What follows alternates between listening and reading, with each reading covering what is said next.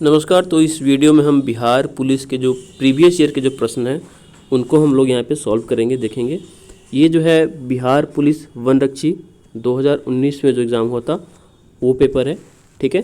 तो चलिए एक एक प्रश्नों को हम यहाँ पे देखते हैं।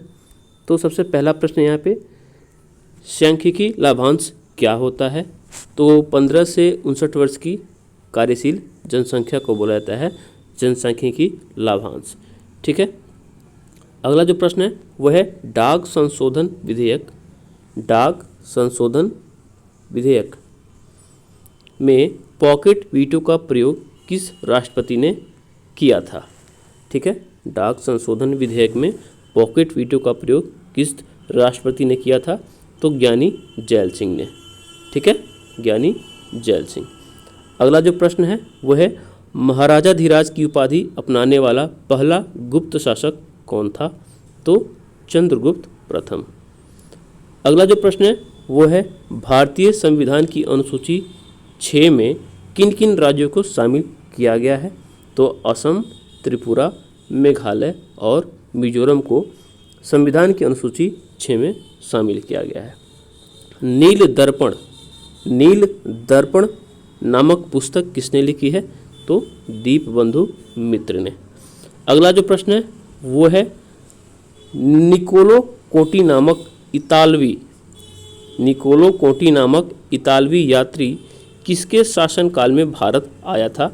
तो वो आया था आपका देवराय प्रथम के शासनकाल में।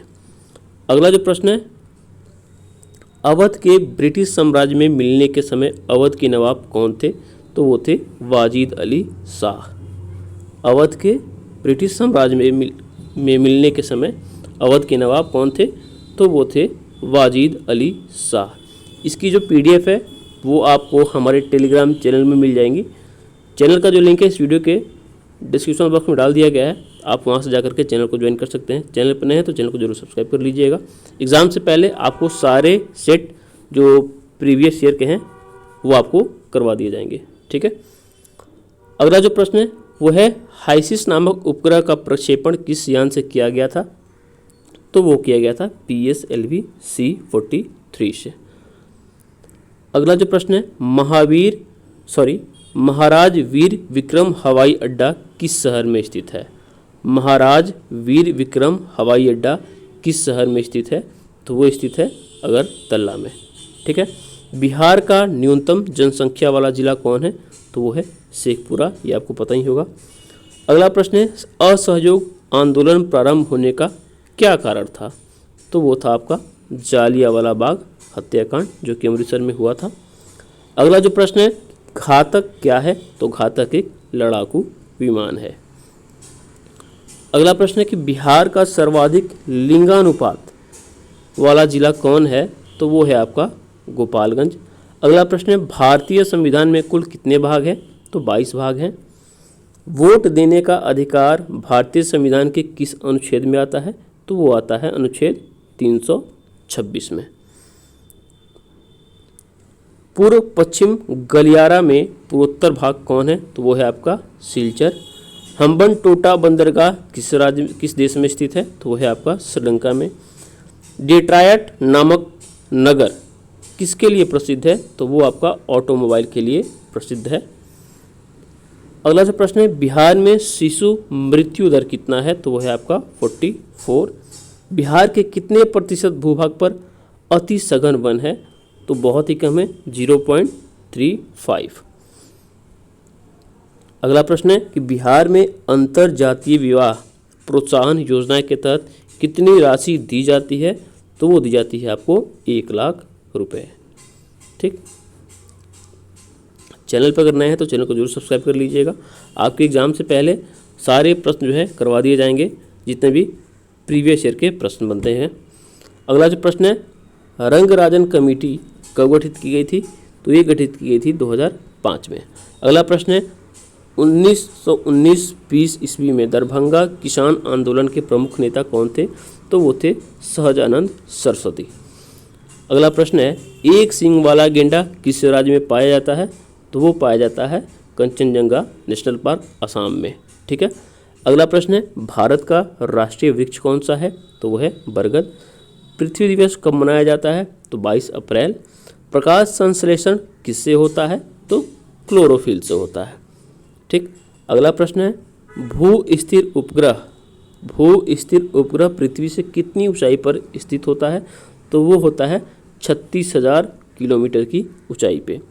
अगला प्रश्न है ग्लोबल वार्मिंग मुख्यतः किस गैस से होता है? तो CO2। उत्पादक और खाने के क्रम को क्या कहते हैं? तो उसको कहते हैं खाद्य श्रृंखला। अगला प्रश्न है आनुवांशिकता की सबसे छोटी इकाई क्या है? तो वो है जीन। डीऑक्सीजनेट रुधिर शरीर के किसमें आता है? डीऑक्सीजनेट रुधिर शरीर से किसमें आता है? तो दायां निलय में, जो कि हमारे हार्ट का पार्ट होता है। भारत में प्रत्यावर्ती धारा का मान क्या है? तो 50 हर्ट्ज। अगला प्रश्न है टीका रोग किससे संबंधित है? तो टीका रोग आपका संबंधित है मूंगफली से। ट्राइबेसिक एसिड कैसा अम्ल है? तो ये फास्फोरिक अम्ल है। ट्राइबेसिक एसिड कैसा अम्ल है? तो ये फास्फोरिक अम्ल है। एस्कॉर्बिक अगला प्रश्न है एस्कॉर्बिक अम्ल किस विटामिन का नाम है? एस्कॉर्बिक अम्ल किस विटामिन का नाम है? तो वो है विटामिन सी का। ठीक है। अगला प्रश्न है धातु जब अम्ल से अभिक्रिया करता है तो कौन सा गैस उत्पन्न करता है?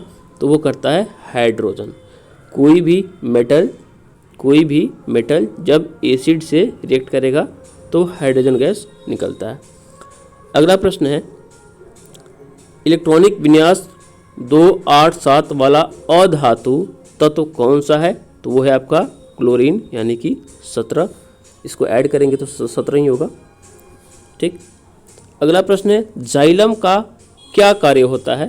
तो जल का संवहन करना, यानी कि मिट्टी से जल को ऊपर ले जाना। H2SO4 का ऑटोमिसिटी क्या है?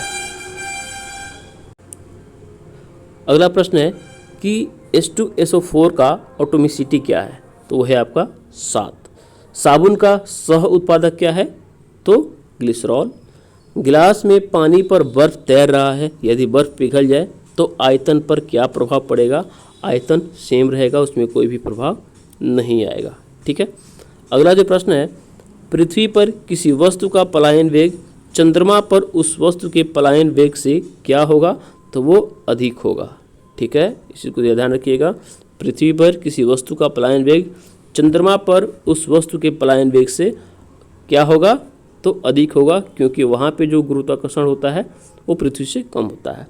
अगला जो प्रश्न है कि 18 कैरेट सोने में सोना का प्रतिशत कितना होता है? तो 75% होता है। ठीक। अगला प्रश्न है लोहा के गैल्वेनीकरण में कौन सी धातु प्रयोग में आती है, यानी कौन सी धातु प्रयुक्त होती है? तो वो है जिंक। ठीक है। उससे आगे जो प्रश्न है वो है सबसे पहले किस जीव को अंतरिक्ष में भेजा गया था? तो सबसे पहले कुत्ता को भेजा गया था। अगला प्रश्न है ध्वनि तरंगे कहाँ से नहीं चल सकती हैं? तो निर्वात में। निर्वात में आप बोलोगे तो आपकी साउंड जो है उसको मीडियम नहीं मिलेगा, वो एक स्थान से दूसरे स्थान तक स्थानांतरित नहीं हो पाएंगी। तो ध्वनि तरंगे कहाँ नहीं चल सकती हैं? तो निर्वात में। अगला जो सेट होगा वो भी बिहार पुलिस का ही होगा, जो प्रीवियस ईयर का जो जितने भी सेट होंगे वो में अगला जो सेट होगा वो भी आपका प्रीवियस ईयर का ही होगा बिहार पुलिस का। तो अगर आप चैनल पर नए तो चैनल को जरूर सब्सक्राइब कर लीजिएगा। इसकी PDF हर एक सेट की PDF जो है आपको मिल जाएगी मेरे टेलीग्राम चैनल पे, जिसका लिंक इस वीडियो के डिस्क्रिप्शन बॉक्स में दिया हुआ है। चैनल को जरूर सब्सक्राइब कर लीजिएगा। धन्यवाद।